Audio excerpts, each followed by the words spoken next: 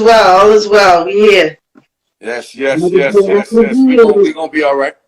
this coronavirus season. I'm happy to be here. Absolutely. I mean, give me time to sit back and create some more good stuff. Exactly. If you're not using this time wisely, I don't know, man. This is the Talk time about it. we need to definitely build on whatever we've been doing, work harder, make it happen. Yeah, I just finished talking to people about that. Don't be sitting home. It's cool to watch a little program every now and then, but just figure this out Yeah, and try to do more with yourself. it's definitely a planning period. Yes, it is. Definitely. Yeah. So, like I said, ladies and gentlemen, this is Fredell Myers, right? Some of y'all, I know a lot of y'all do know her, but the ones that don't know her, I'm going to have to introduce her to y'all, you know? And, this girl, she grew up as living a life that me, you, and probably nobody else would ever imagine living because, you know, of her father. And the father goes by the name of Freddie Myers, well-known You person guys ready? in society, in the community back in the days. Big Willie, they used to say. Big Kingpin. Big Honorable King Pin. Kingpin. Well, he's known as the Honorable Kingpin because he's one of the ones that didn't snitch, did all this time. The crew went down with him. Everybody did it, telling him everybody came with him, including my mother.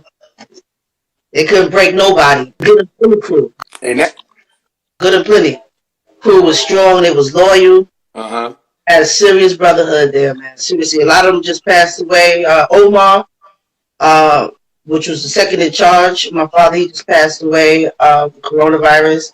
I Mm. spoke to kids today as well. They're going to be joining Invisible Child nonprofit organization. Right. With the team, I'm trying to reach out to Omar Jr. actually as well, just to get all of the kids that are interested, that have parents who were in prison and stuff like that, especially the people that were on this case. Mm-hmm. We got Rhonda Fisher. She on board 110%. Unfortunately, she had death in her family, so she wasn't able to join us today. This Yes. virus situation is real. It hit real close to home for her. Her mother's sister. So, for us, we just trying to get through it. I spoke to, like I said, Omar's children and his ex-wife died today, and they all got so much input in terms of like what we're going to be working on and movies and stuff like that. And we have some people that's going to be on the creative staff, doing some creative edits on the movie, and so. But before we do Honorable Kingpin, we're going to be doing the documentary on children of incarcerated parents. Okay. We're consulting a lot with some people from Europe, actually, from Italy. They came to meet with us through Scan New York to do this documentary. We're going to be talking about the inner city youth. I don't know if anybody's familiar with Scan, but it's a nonprofit organization here in New York. The founder and CEO, Lou Zuckerman, was a good friend of my dad. My dad ran his basketball clinic before he passed away. Mm-hmm. He just called me to Georgia Sweet. And so what he's going to now continue is fund Invisible Child's basketball clinic. We're going to have bring the book games back to foster projects and, Mm-hmm. Yes. all throughout the various public housing in the 5 boroughs. More so Harlem, really, with Scan. And then we're going to be doing, like I said, the documentary is going to be more so focused on the children, not so much the story of the legends, the kingpins and all of that. But that will come up, of course. Right. So let me ask you a question. So what made you start the organization? I mean, the nonprofit. What made me start Invisible Child was growing up as a child of incarcerated parents. People never really talked about children with parents in prison, and there was a big stigma, towards it. Growing up in a suburban area like I did, I'm from Mount Vernon, New York, money earned in Mount Vernon. I'm not born in Harlem, but but my dad, he moved me out of Harlem real Yeah. early, get me away from a lot of things that was going on at that time when you were Yeah. king, your family is a target. So, he bought a little mansion in Mount Vernon and grew up over there in Mount Vernon right off of Bradley Avenue, on Bradley Avenue, East Lincoln. So, in that time, the judge, of course, says you have to have therapy. So they assigned you to school therapist, which was Miss Owens at the time. And I didn't talk to her. She had no, experience in dealing with this type of situation, her coming from a suburban environment. I mean, her brother was her like distant cousin or family member was like Jesse Owens. So, she had no idea about like drug life and stuff like that. So I didn't get the proper therapy or services for children that don't have parents in prison, don't have parents at home. So I was lying, basically, telling everybody my father's away on business, my mother's here, I Mm-hmm. signed parent teacher conference forms, and then they can't make it, and permission slips and things like that. And what it did, it eroded a lot of me, and it caused me to have a lot of issues in terms of like not feeling like I was like the rest of the kids because my parents were in prison. So, but then I was always treated differently because I was known as the rich kid because the house and the money and my father's cars, and people knew who my father was and what he was into and stuff like that. Right. So when I would say he's away on business and my mother is running her, business here in California, things like that, it was believable. Mm. But it was eroding something within me, not being able to tell the truth and having to live with that every day. And members of the track team and everybody, mother, father coming to track meets, and mom wasn't there. And, just not having that support. And then, like I said, my parents were in federal prison. So that means that they can be anywhere. Like my mom did all 4 years in West Virginia, Walderson. That's where, like, what's her name? Martha Stewart was there as well, but years later after my mom. Right. But so we had to fly and hotel, and that's finances. So if you didn't have the money, if you didn't have the finances to get a round trip ticket to go visit your mother, your father. My father was in Lexington, Kentucky. He was in he was in a lot of jails in his 5 years. My mother did all 4.5 years in one spot, Okay. but it was very costly. And so what I've noticed is that the bond with the parents and the children break. They don't know who they are because they don't grow up around them, they don't get to visit them and things like that. So these are some of the reasons why I wanted to start. I wanted to be able to provide transportation for children to be able to visit their parents. And I also want to deal with the mental health issues with reconnecting the Let aftercare me and ask you a question, the Fidel. How old were you when you was going through that? When your parents I was was in 12 prison? years old. I was 12. 12 years old. Wow. Yeah, I was 12 years old. In the morning, it was It was in the month of March in 1983, and they came in 5 o'clock in the morning and took my whole family. It was 848 count, so they had to take, a lot of people to get that continuing enterprise. So they took every sibling I had, my Mm. father's majority of his whole crew, not the whole crew. Um, you know, sisters, boyfriends, and everybody. Everybody got arrested. So Wow. I had to go live with an aunt for a little while until people started coming home on bail, on recordings. My dad never came home. He had $2 million bail, I think, or $1 million bail or something like that, which could have been paid, but he was working on beating his case. My father always thought that he could beat that case. No drugs in the case. It was only money, jury, and a couple of M16s, and fur coats and cars and things like that. Uh-huh. So we did get him on the tax evasion. So he didn't think about that, but he knew Right. that there was drugs in the case. Uh-huh. So he thought he could beat it. So he had like the best representation. He had what's that guy name that did O.J. Simpson? Cochran? Cochran. He had that firm there with him. Then he had another firm that was really big. He spent millions of dollars in his representation. He was the only one in the case that had 5 lawyers. Damn. 5 lawyers. Mm. The whole trial. Easy, huh? He spent millions of dollars on lawyers, though I can say that. Right. So, but he's a man who had been in jail several times. So doing time for him wasn't so bad. He did a hard time, Mm-hmm. but he wasn't concerned about coming home on bail or anything like that. That wasn't his issue. Right. He was trying And to he, beat the he and was, he wasn't copping out. Oh, he wasn't copping out. Oh no, nobody was. Not even my mother. They tried to tell us about Freddie's enterprise, and we'll let you go. You get to go back home to your daughter. She said, "I ain't gonna tell y'all what she said because I don't want y'all to know she talk like that." But Right. Yeah, you say that for the movie. yeah, she just told him, other words, like fuck off, basically. Yeah. And so they knew they couldn't break anybody on our case, and that was the unique thing about that case. Nobody broke. Everybody did their time. All of the lieutenants, my siblings, my See that? mother. You see that? That's Yeah. I'm glorifying um, crime or drug dealing or violence, whatever. But don't do the crime if you can't do the time. If Exactly. you get in trouble, don't take nobody else down because you got caught. You know what I'm saying? Exactly. Exactly. Part of the reason why I started the Visible Child to help children know that they don't have to follow the footsteps of their parents.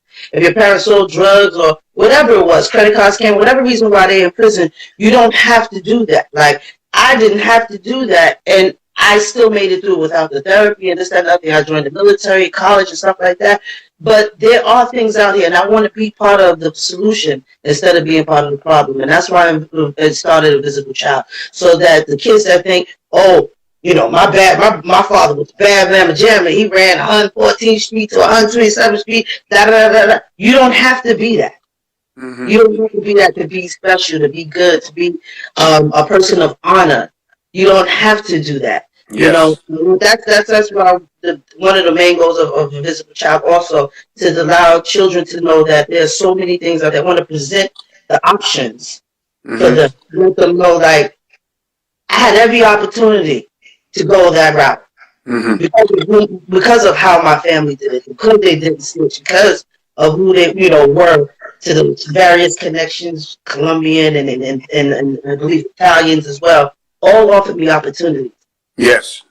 They said, if your father's that good, you got to be that good too. And I did it. Right. I was foolish. Mm-hmm. Yes. So with I want other kids to know that just you don't always have to live up to their name. You can make a name of your own, and that's why I named it Invisible Child. So you can put your name to your story, Mm-hmm. and it can be different. But you can always uphold the legacy of your parents. My father was a good man. He was a Right. drug dealer, but he was an honorable man. He was a good man. He was good to his family. He was good to his friends. He was a respectable dude. They loved him. He was a stand-up dude. He took care of a lot of people, fed a lot of families, paid for a lot of funerals. He did a lot for a lot of people. My father was a good man Right. that did bad things. I always say good people could do bad things, but it doesn't make them a bad person. So, I want to hold up his legacy with that in mind and letting them know. And the people that know him know. People that As were you as you already should. As you know. should. And I want to Because he be gave proud of him. he gave you the best that he wanted to give you. You know what I'm saying? Yeah, he You his definitely daughter. did. So Yeah. now you have the Invisible Child nonprofit organization, and you give it back to the community. Yes. That's what we're doing. So it's transportation that's going to prisons for the kids who can't get to see their parents. Exactly. So we're not just providing we're also providing airfare. And, Wow. because we realize that not everyone in state prisons where you can just get on a Greyhound or whatever type of bus they take or vans. I don't know. My parents were in federal prisons. I don't know, like, pretty much the state system. I mean, I'm learning it now because I'm working with that. But I know it's easier to get them there. But when your parents is in prison in Kentucky and Virginia and you're here in New York, so we want to be able to get round trip airfare, and try to find hostels for them to stay in. And if there's no local hostels and stuff like that, we're going to do hotel fees and everything like that as well. So, and I believe that is so important to the growth of our youth. It's important to be connected to your parents and to know who they are. My father went away at 12 years old. I wouldn't have known he was a good man, um, unless I kept on visiting him and learning about him and being in his presence. And same with my mother. They were so young. I can't say that I didn't know that they weren't into legal things, because I did. I was a smart kid. So Right. yeah, I knew. Um, yeah, I knew. I didn't know I just knew I had more than the kids around me. I knew that I lived differently than my friends and things like that, and I just knew, like, my friends don't have these men driving them back and forth to school. You know Yeah. what I mean? Yeah. And things like that, and my friends didn't have kidnap attempts on their life, but I did. So Mm-hmm. I knew why my father moved me to Westchester and things like that. So I did have an idea, but I always knew that I did not want to go that route. Even then, I knew that. Right. And I want to provide. I want other kids to know that like I was saying. I'm sorry. Back to connecting.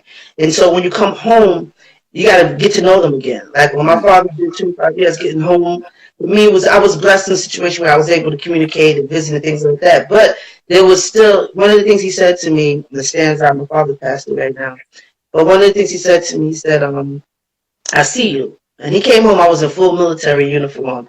First time he saw me, and he said, "I see you at your age, and I know that you're an adult." He said, "But when I dream about you, I dream about the 12-year-old little girl that I left, and that's the image Uh, of you in my head." He said, "So when I talk to you a certain type of way, don't take offense, but I still see you as that little kid." And I've never been to jail, but I can imagine that that's part of the effect of being in jail. yeah, When you leave, um, and then 25 years later, you kind of left with that whole mentality of thinking things are somewhat the same. When he yeah, left, he didn't have DVDs, he didn't have cell phones. So he came uh, home from the whole new world. He right, came with DVDs, CDs, uh, Netflix, cell phones, and things like that. So, it took that period of connecting and things like that. So, that's something I want to try to help other people with. And I thank God that I was in a place where I worked with the Department of Health and Mental Hygiene. So I knew how when he came home, that was my civilian job outside of my military job. So I knew how to make the connection to get the therapy and the services that I needed to be able to reconnect with my father. But a lot of kids don't know. And I want to use my platform to help bring that service to them. And when I mm-hmm, say meaning that, there's a lot of people who have parents in jail, but not all of their parents want to cover the Feds magazine or have a DVD that's out and things like that and have the notoriety that New York Freddie Myers had. So I want to, do that. So I want to say hi to some people that say hi to me. yeah, I see them. I see y'all. I see you, Vic. I see you, Marquita. I see you, Dana. I love all of y'all. That's my Mount Vernon crew. They always love and support me. But I'm money earning Mount Vernon. in Mount Vernon all day long, man. For real, for real. Mount Vernon is in my blood. A lot of I stars. got a lot of cool friends up there. Trust me. Yeah, good people come from Mount Vernon. Something in the water. Very Yeah, cool people come from Mount Vernon. yeah. But I always say that something in the water, Mount Vernon. What was I saying? I'm sorry. Yeah, we just talking about.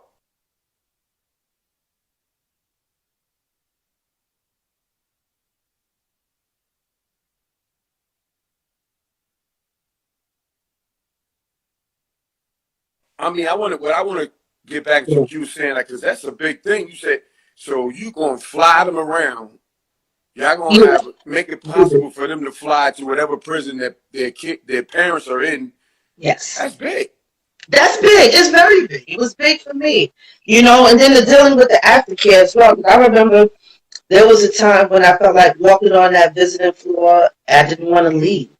I always felt like I left a part of me when I left my mother there. It was like the worst feeling in the world, to leave my mother, who was my best friend. She was my everything. Like, How much time your mother did? don't get me wrong, but I'm saying, like, back then, we were together every day. The night before, we were together until 1 o'clock in the morning, coming from a church service in Right. Brooklyn. We go to Greater Bible Way Temple in Brooklyn, and so yeah, that was hard, man. It was hard, and I didn't know how I did it until after it was done. You Mm. know, How much and time did your mother have to do? 4.5 years. She was sentenced 7 years for conspiracy and knowledge of the wealth. She didn't. She wasn't sentenced for like doing any particular crime or selling, but they said she knew and she enjoyed the wealth. Oh wow. And your dad did how much? He was sentenced 40 years altogether. He did 25. And in the 80s, you did 1/3 of your time. Now you do 85% of your time. They changed it with the F.E.D.S. Right. So he was initially sentenced to was 30 years for the continuing enterprise because he was a felon and like he was found with the M16s and all that stuff. And then 40 years for the tax evasion. And what they do is they ran it concurrent. So Mm. you get the upper, the higher number, which was 40 years, and so 40 out of 40 did 24 and a half. We did 4 months and a half in the house, which made it Yeah. 25 years altogether. Yeah, Wow. yeah. So let me ask you a question. So what year, how old were you when you joined the military? Oh God, I had did a year to a year college. Um, I was 20, I want to say, because I had been to college already for a little bit, for like a year. I did about maybe 2 semesters, 3 semesters. Then I went to the military, and I was like, okay, GI Bill's going to pay for me to continue to go to college. Let me go on in here. And I Yeah. ended up doing 14 years. I'm 92 whiskey, which is a logistics specialist. Okay, cool. Yeah. So, were you in touch with your father while he was in there any type of way or no? In the military?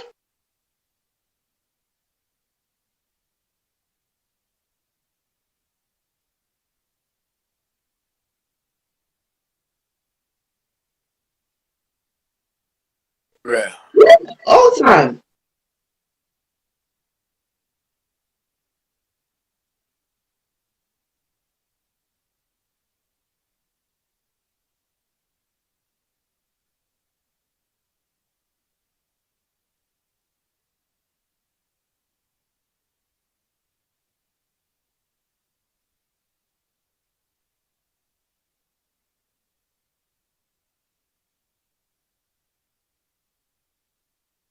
We Yeah. wrote.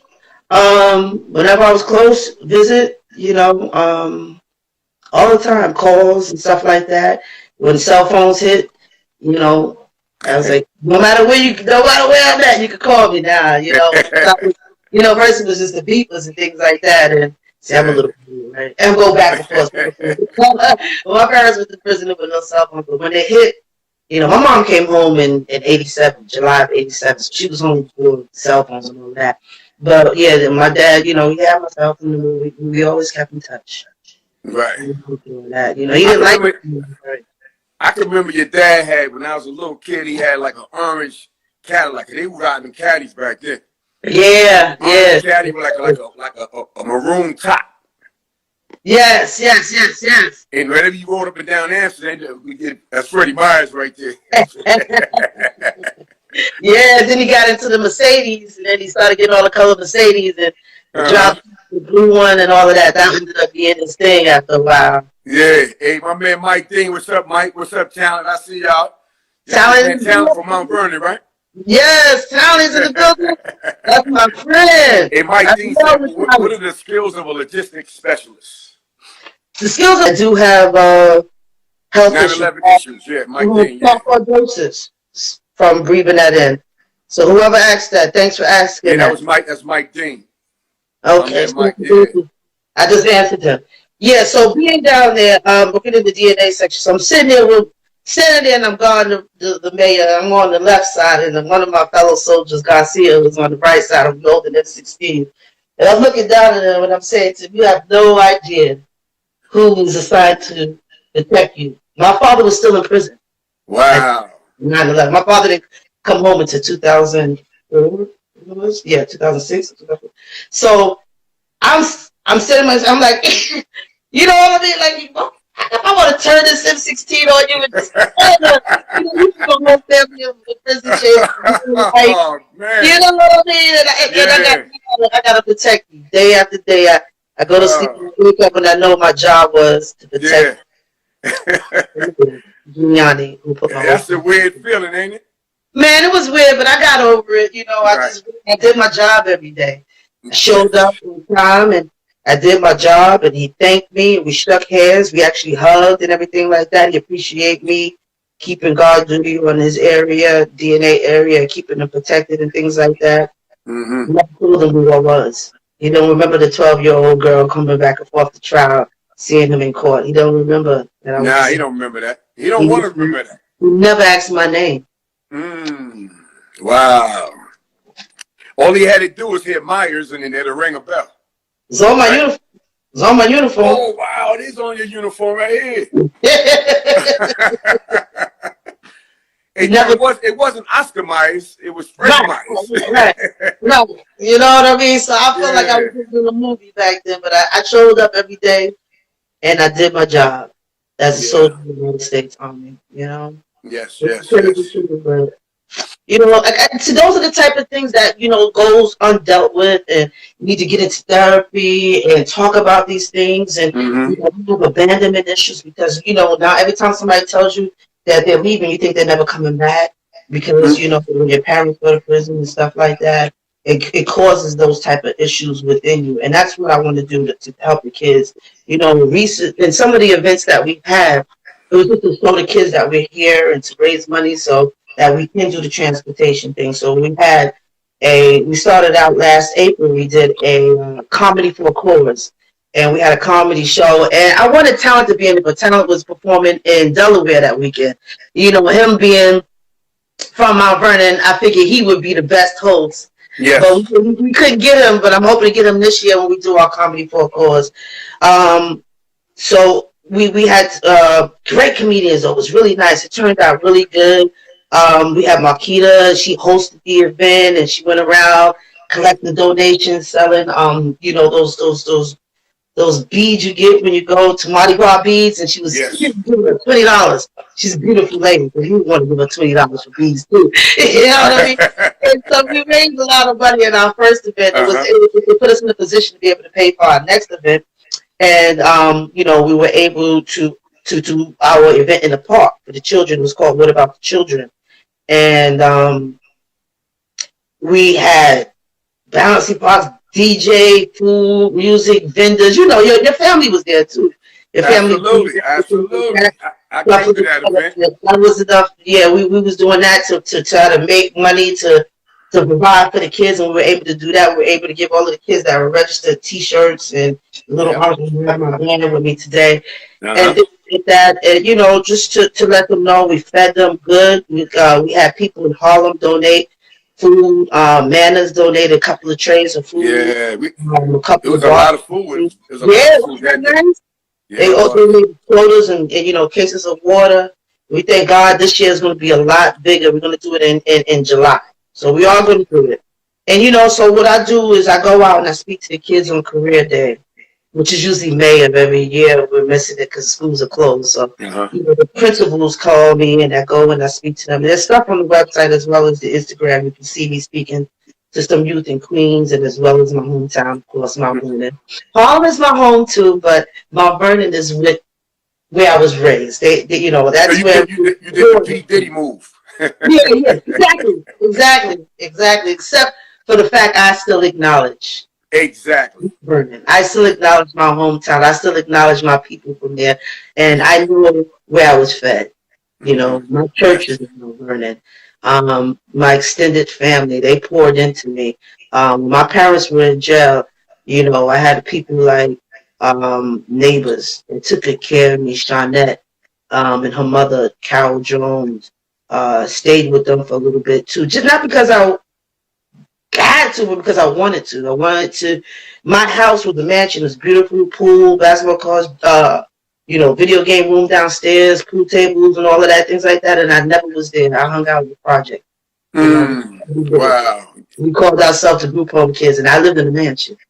But that's because I wanted to be around something that didn't remind me of the thing that took away my parents. You know what I I mean? got you. I And got these you. people loved me, and they didn't care that what I had or didn't have, that my parents were rich, or what house I lived in. They were my friends. Even Sean before he became Puppy, and a few others. We did in church. My pastor Carlton C. Sproul, and then I had like a second mother right before my mother came home, Sister Murray, who kind of like, when I tell you she held me down, she prayed for me, Mm. she was there for me. Every child needs that mother figure, and she was there. She was that. And I Right. thank God for her, for Carolyn Jones, a few people. So when I say that, I was born in St. Luke's, and up until 12 years old, I did live in Harlem. And then when the case happened, everything like that, I moved right back to Harlem, moved down to 121st Street and things like that. So Harlem is my home, but Mount Vernon fed me. Right. Me. Exactly. That's my home. So where you at with the do you go around and speak to like different organizations and with the kids and stuff like that? Yeah, that's the thing right now. The COVID, got us all on a freeze. But I'm also a registered vendor for the Department of Education. Mm-hmm. So any principal, anybody that has like a program in DOE, New York City, not Mount Vernon. I'm not a vendor in Mount Vernon, only within the 5 boroughs. And you want me to come speak to your kids, the kids on your career day, Oh, you want me to talk about, I do workshops as well. I do 10-day workshops where we Okay. meet the kids of children of incarcerated parents, and that's held at 2 West 115th Street at the SCAN program, which is at the MLK Community Center there in the project. So Hmm. all of the SCAN programs are located in the project. And so the Okay. community center there, I have an office there, and on Wednesdays, kids that want to come and talk about it, and there's a lot of children that are ashamed, and they're going to school every day, and they're lying about where their father is, and some of them are out there trying to be who their father was when he was in the street, and then they end up in the cell next door to their father. So that's what the workshops are, to try to help prevent that. And although I'm a female, they actually listen to me, the gentlemen and stuff like that. And that's why I said when I use my platform. And it's not so much because of who I am and what I've done in life, but a lot of them respect who my father was. So they will, they take that's what get the initial interest to actually listen to me. And then when Hmm. they get in there, they're like, okay, there's nothing to do with that. There's Yeah. nothing to do with our father. She's just really here to help us go through something she went through already. Right. Mm-hmm. So, the actual story of your father, as Yeah. far as a book or a movie, is there like a certain time frame that people might be able to look for it, or Well, what's going on? the movie thing, the time frame, I don't know. I'm actually working with someone, and I don't want to say their name until it's done. But You're I not am working supposed with a very famous director, producer, boss man of everything. He to. owns everything that he does, and Right. it's from Harlem. Right. I Um, got you. I feel like he can really depict the the story. He can really get the vibe of Harlem. He will really um, bring it out. Hmm. And that's why I chose him. There were other people, but I'm adamant on who I want to work with, Right. and he's adamant on wanting to work with me. But it's just a time thing. But the first thing that's going to be done is the documentary about children of incarcerated parents. We want to address that issue first before we Yes. do the actual movie. So that documentary is being worked on. Like I said, it's being filmed with a film company that's based out of Italy, but they're here working with us with the nonprofit Scan and I. And so my Invisible Child and Scan works hand in hand in most projects that I do going forward, especially. So we're going to be getting the children, the actual people from SCAN program to be a part of this documentary, because a lot of them that are in our so-called inner city youth and the projects, the programs, have parents who are in prison. So the documentary is going to talk about living as a child of incarcerated parents and having to go through that experience and what it's like. And, we're going to tell stories of people who have followed their parents' footsteps, and those who, like myself, did not, and those who, joined SCAN to avoid joining. It's deep, it's big. So Hmm. with the COVID-19, let's put a hold on that. They traveled back to Italy, and now they stuck and can't come back to finish doing any filming. And I was so upset because the filming started like March 6th, and then the city shut down Yeah. Yeah. the 17th. So that would be the first thing. And then the second thing will be the movie. And I don't have a date for the movie, but we definitely have worked out the deck. Where we have what we call LOIs with people. LOIs, I'm learning all this film stuff. I know the deck is all about it, but LOI is letters of interest. Okay, I got it. So we got Right. a few celebrities who um, actually know of my father from you, our first interview with Beat 139. I sent that to quite a few people, and they were very interested. And Okay. so one of the people, he's actually on a what's that show about the church people and stuff like that. He's an actor. He played on a lot of stuff. Uh-huh. Grace, he's the pastor's son. He plays baseball. Forget his name. Anyway, he's one of the people who expressed interest, and he looks a lot like my father. And so we Yes. have LOIs that are people who are interested in being in the movie. Um, the person who's playing Omar name is Omar, but I'm not going to tell you who he is. The actor name is Omar as well. So So, you having a casting call or something like that? Or no? yeah, but for the other parts, yeah, there are some people who, like I said, to LOI to, but there are definitely a lot of parts. But we're not there yet. But when we get there, you're going to know about it. Everything is going to change. It's going to be a separate website, separate Instagram, separate everything for that, and Yes, yes. and then like I said, the person who I intend to work with is going to be pulling in a lot of people as well. So it's going Mm-hmm. to be good. It's going to be good. Yeah, It's going to be I'm good. happy. I'm happy that you got all these wonderful things going on in your life, and you also you're giving a lot back to the community. You know, Oh, that's the and best part. you touching an area where people would overlook. Yeah. You know what I'm saying? A lot Mm-hmm. of people don't care about what you're doing, not what you're doing, but they don't care about the children of incarcerated parents. They don't. They don't. So a person like you who does care about that, it's going to shine a lot of light on the situation. Believe me, that's going to be a big That's thing. the goal. That's the goal. And that's why I named it Invisible Child, because it has been an invisible issue for a long time. Everybody always working on reform and, getting people home on clemency, and when they get home, helping them get back adjusted to the world, and reform, and making sure they don't go back to prison, things like that. But what about the children? What about the children that are left behind with no parents? Mm-hmm. What about the children that got to go to school, and it's daughter dad, it's daughter father dance, and your father's in prison for all Mm-hmm. 4 years of your high school, so your father can never take you to the daughter father dance in high school. I grew up in the suburbs where we have stuff like that. I ran track. My parents have never been to a track meet. Mm. My mother came home right before I graduated high school. So she was there to go to my graduation, thank God. But I thought I wasn't going to have parents at graduation. Wow. And I got up every morning with no parents, and I went to school every day. Wow. Went to school every day. Cut a class here and there like any other kid. And I got up every day. I went to school. I graduated, and I went to college, and went to the military. Like I said, and I'm talking about from 8th grade on, my parents were with me. So before high school, I still wanted to go to school every day. I knew, Wow. I knew that was something that my parents always instilled in me, told me, before that I was in Catholic schools and private schools. So, I'm not to say it's the blessing of going to jail, but I got to experience public school. Right. I loved it. I They went would to not Catholic never high let you do no school, public school. and I loved it. Ain't nothing like public school, man, for real. Right. Right. Right. Right. That's where I met some great people that are still a part of my life right now.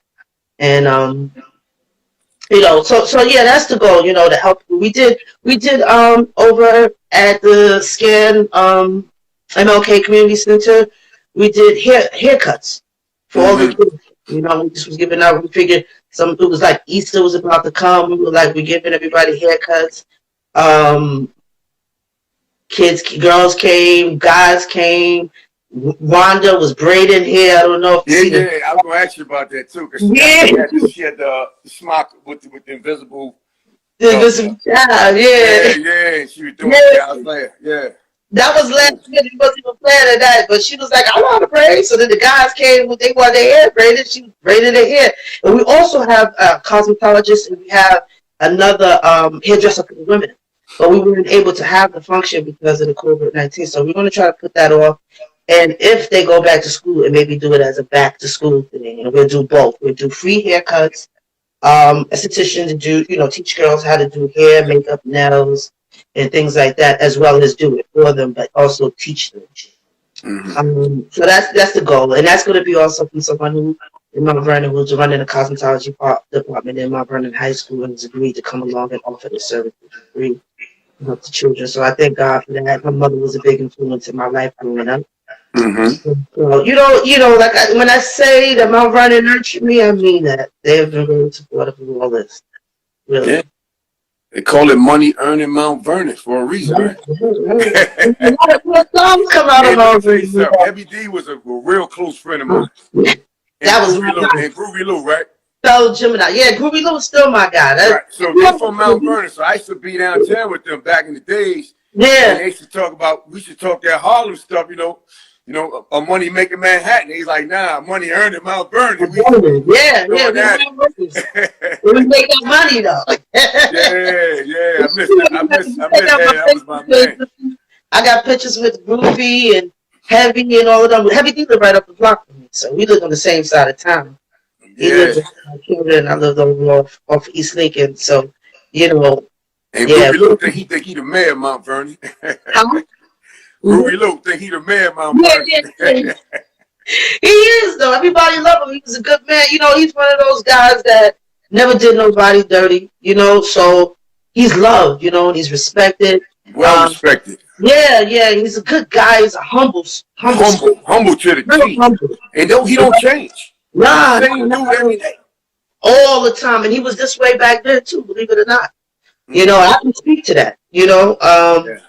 he's definitely one of the gems of Mount Vernon, and that's the quality of Mount Vernon. One thing about Mount Vernon, we might fight each other, but you can't fight us. We will fight together. Just you know, we are like that. We will fight amongst each other, but we fight together at the end of the day as well. Yeah. So you know what? For the people, because a lot of people just tuned in, can you tell them like where they can your website, your Yeah, social media, so they can check out what you're doing? it's in www.invisiblechild.com. I mean .org rather. www.invisiblechild.ny.org, and then my Instagram is invisiblechild.ny.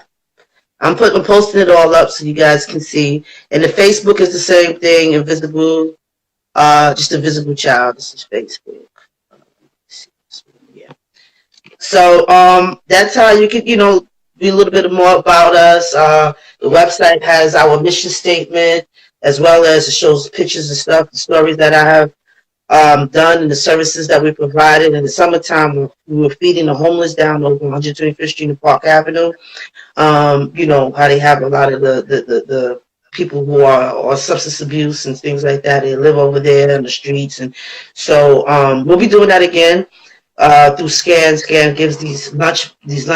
It's like, sandwiches, everything, like a lunch bag, a box of everything you need in it. And we were giving them out to everybody out there along with a piece of fruit. And we're going to be doing that again, that's my thing, for the last 16 years now, I worked in the field of social services. I worked with the homeless population. I was a case manager. Mm-hmm. And I just recently switched positions. I work with BRC now, and I'm outreach specialist with homeless. So instead of sitting behind the desk and helping them, I'm actually going out in the street and bringing them in the home, bringing them into shelter and into mental health services and into detox centers and getting them the services they want. Some of them don't want shelter. Some of them want a break. So we drop them off at what we call drop-off centers where they could take a shower or get, prepared themselves for the day. You'll be surprised. The homeless population, Mm-hmm. so interesting, man. I have people who I know, who I go in that train stations and I see them every day. It's a particular Asian lady. I'm not going to tell you what station because you don't know who she is. But this woman has $130,000 in the bank. Mm. Who's the thief in the train station? So you see the news and they say, "Oh, we're not doing our job." We have to first address the mental illness because that's where they are most comfortable, and they don't want to leave. I have another client. When COVID things started, we had to approach him and ask him. We thought it was a stupid question. Have you traveled out of the United States in the last 6 months? We're like, why are we asking homeless people who live at the train station that? And I asked one of the guys. He said, "Yeah, I went to Africa last month. Mm. So I saved up all my SSI checks, and I went Wow. to see where my people was from." He went to Africa, stayed 2 days. He came right back to his shopping cart and bags in the train station, which he paid someone to watch while he was in Africa. So Wow. I tell you, the homeless population it's a very interesting thing, man. I'm telling you. I had another lady lived in a house in Queens, and that house caught on fire, and she sold it for $100,000. And then her daughter lost her mind and went to the cycle, and she had nobody else, so she decided to ride the A train one day. And she's been riding the A train for a year and a half now, with $107,000 in the bank. Food stamps, she don't know how to use that card because she's used to the paper food stamps. Food stamps have piled so much on, and we had to call social services and work it out for her. Yeah. They didn't want to give her services because she had all this money in the bank. Mm-hmm. They didn't understand that when her house burned, her memories burned, her son was in jail, her daughter was in crazy house. You know what I mean? So Yes. she just decided, she said, I got on the A train and never got off. This is a year. Wow. So it's just crazy, and then some of them are getting hit. So all of it is not always financial. A lot of it is mental. Yeah, most of it is mental because shelters for everybody. We're the only state People fly from all over the world to come to New York for shelter because we the only state that has a law that says everybody has a right to shelter. So if you ever go to Penn Station, you'll see people who just took a bus from Florida, a bus from Arkansas, that they were living homeless there, but there are no shelter there. So they come here and they go to PATH, or they go to women's single women's shelter, Franklin, or they go to the single men's shelter at 30th Street, Bellevue. And get off the bus. Straight off. I mean, they take a Greyhound, Amtrak, because they know that we cannot deny them shelter. So there's shelter for everybody here. We have tenement buildings that de Blasio had purchased, and we're allowing people to live in these tenement buildings as shelter, paying the rent. They living next door to somebody who's paying $1,500 in rent. Yeah. The first person is not paying anything because they're in the shelter situation. And you got people like myself going out doing visits to their apartments and, what we call unit inspection, apartment inspections, things like that. So there are things in place, but people don't want nobody in their business. They don't want the manager asking them, have you been seeking employment this week? Have you saved any money from the job that you have? Here's a apartment search list. I want to see how many real estate brokers, how many builders you go in searching for apartments. They don't want to do that. They feel like they're grown. So they figure they'll live in the train station. They got to answer to nobody. They ain't got to meet with me once a week and I do an independent living for them for an adult, asking them simple stuff like, how much savings do you use? Did you make it to your mental health appointment? Did you take your meds all week? Are you seeking employment? Things like that. They don't want to deal with that. They're grown. So when I say that it's not that we're not doing our job, when you see most people in the train station, they are there because they want to be there. They don't even need us. It's like they ride the train to sleep, and they can ride the train straight to 30th Street and go get themselves up and in. Go right in there and just say, I'm homeless. You don't even need ID. Client that come every shelter every year, he would come for the winter time and then leave in the spring and live on the streets. Now I like to sleep in the park in the summertime, and every year he came with a different name. Miguel this year. He's like, Miguel this Freddie. A different name but no ID, huh? Because we have that law.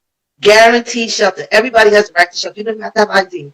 And we'll pay for you if you want to get it. We'll pay for the application if you get it from the DMV. If you want your birth certificate, where you get $25 money order to take it down to 25 Worth Street to get your birth certificate and things like that. So they know that. They know they can come here with nothing.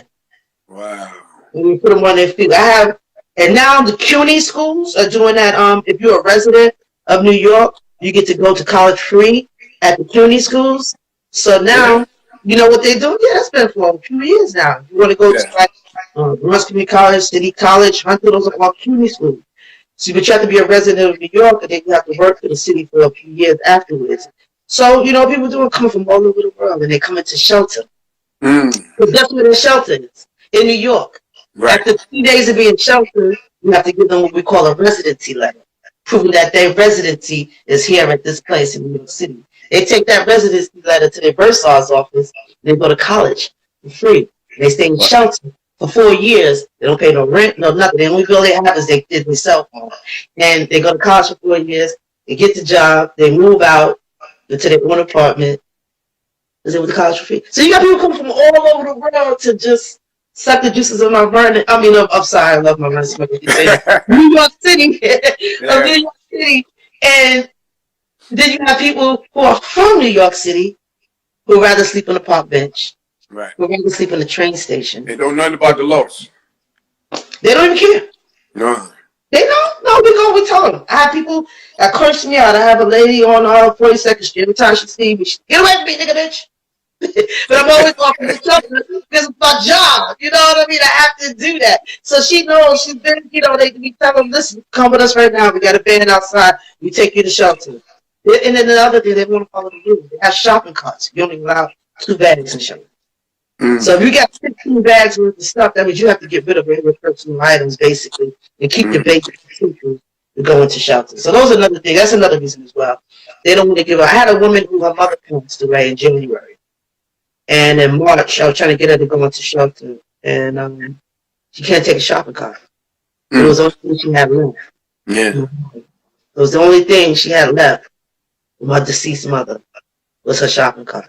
Wow. So she chose to stay in Penn Station and sleep You keep that one item Yeah. the mother left with her before she died, as opposed.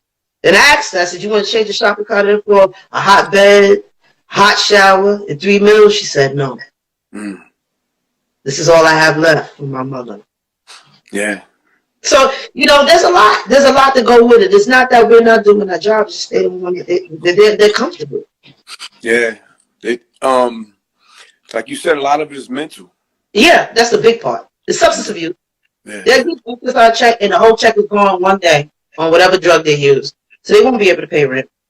And they know that, so they're not going to come play with shelter. Then you have people who do have substance abuse, but they're very clean and they like to live a certain way. So they come to shelter and they take all their money and they blow it on clothes and drugs and they got a place to sleep every night.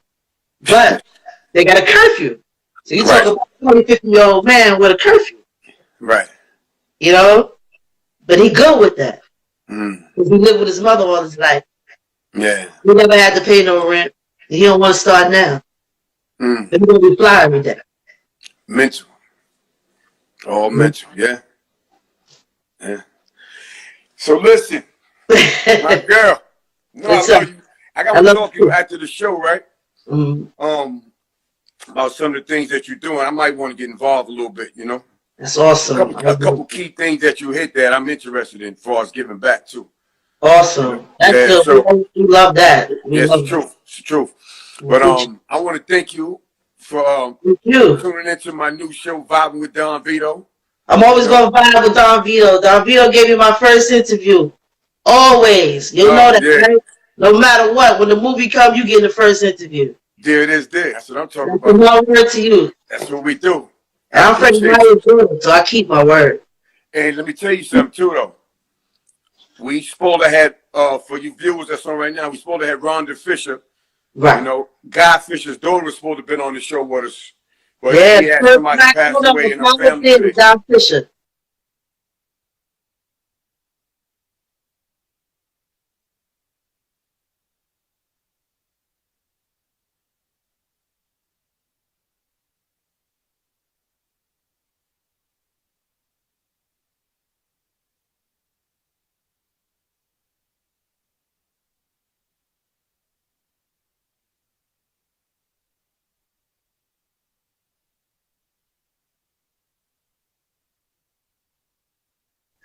Yeah, so we're going to get her on real soon once she, her and the family gets things situated, Yeah. That's Fredell. That's family right there, right? That's family. Yeah, definitely.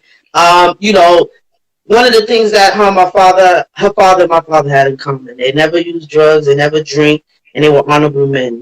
He was snitched on and went to jail, and he could have talked, and he never did. He's still in jail because he never opened his mouth. And he's also good friends with my mother as well. So, that's family. That's definitely family. Omar's children are family. These are people who grew up in the same era as me and they understand what it is to go through to have parents in jail. Rhonda Fisher, a lot of people don't know, but her mother was in jail at the same time Guy was in jail when she was younger. So she also had to stay with her aunt and everything. She spent a little time in Mount Vernon too. She grew up for a few years in Mount Vernon. Money earned in Mount Vernon. Money earned in Mount Vernon. That money, go pick up your mansion right quick. Exactly. That's what you do. I might go buy back the house. I might go back. Hey, listen, but thank you so much. Thank you. I'm going to call you. We're going to talk. We're going to check on Rhonda, make sure she's all right. Oh, yeah. I checked on her. She cooks so much food. That's another thing. I want to let y'all know. We having a bake sale. Rhonda Fisher's going to be cooking. I want to kind of throw the picture in here, but I don't know how to do that. I'm still trying to learn how to do this stuff. But yeah, she threw down some soul food and everything like that. She's preparing for her father to come home as well. Yes.